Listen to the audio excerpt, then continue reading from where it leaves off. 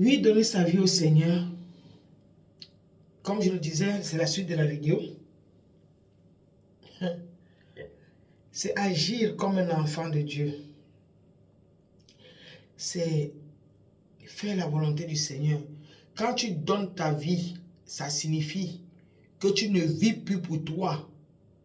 S'il arrive que tu as, par exemple, tu es sur le point d'avoir une relation, toi tu aimes la personne.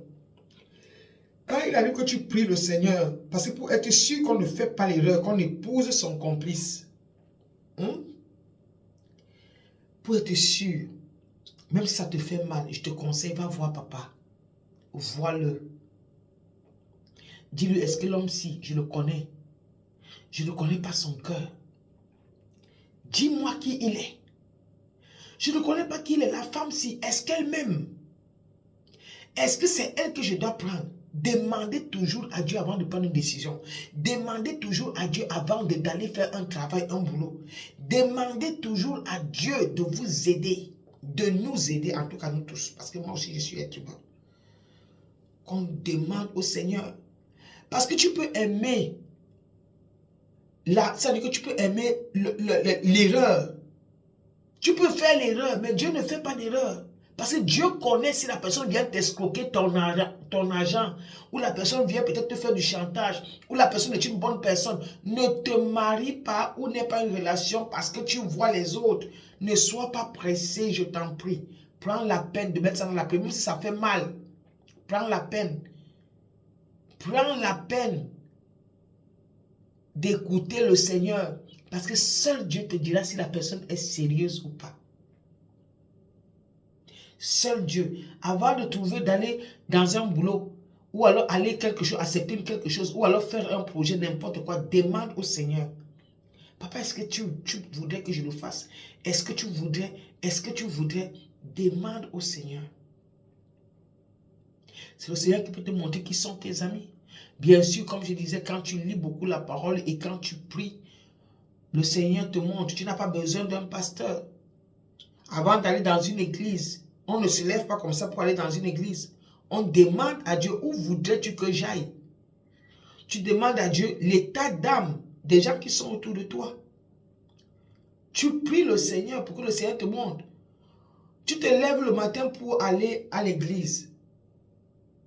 2 semaines, 3 semaines, 1 mois, 1 année encore, on ne te voit pas.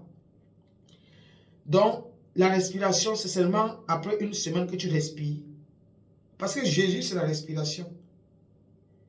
Tu vas compter sur quoi, mon frère? Mon frère, tu es type.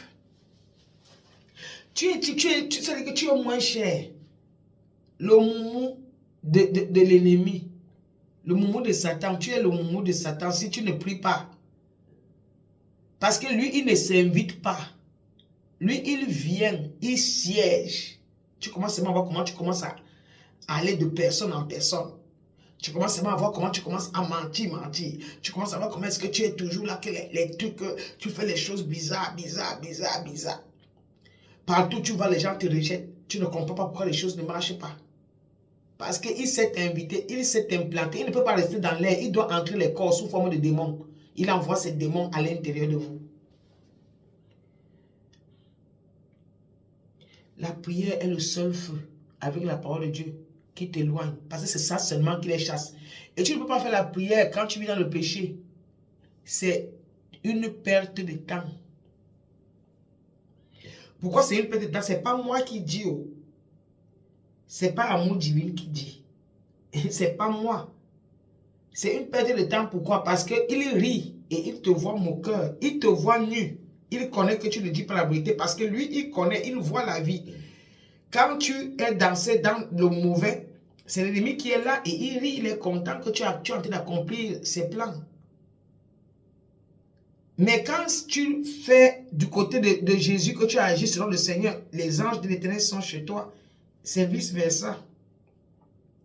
On ne veut pas l'accepter, mais c'est la triste réalité. Ce n'est pas moi qui le dis.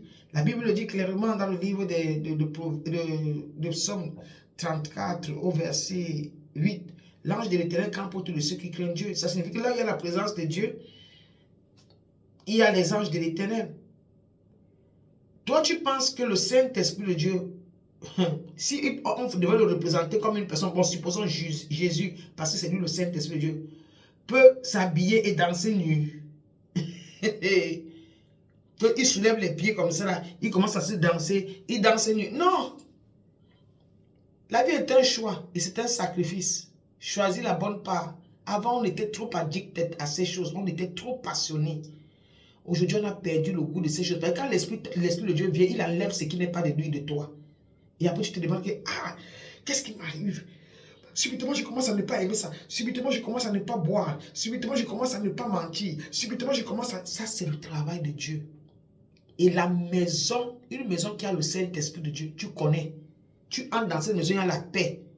Ce n'est pas une maison désordonnée. Non. Pauvre ou riche. Ce n'est pas une maison désordonnée à tort. Même pas un peu. Même pas.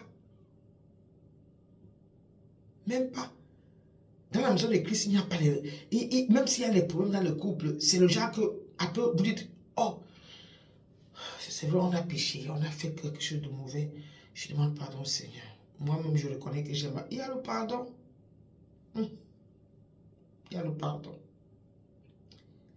Mais là, il n'y a pas Jésus. On ne connaît même pas Jésus. On ne connaît même pas la direction de la Bible. On ne connaît même pas. Il y aura la bagarre. Hein, tu crois que quoi? Toi et moi, l'égalité de sexe. L'égalité. L'égalité de ceci.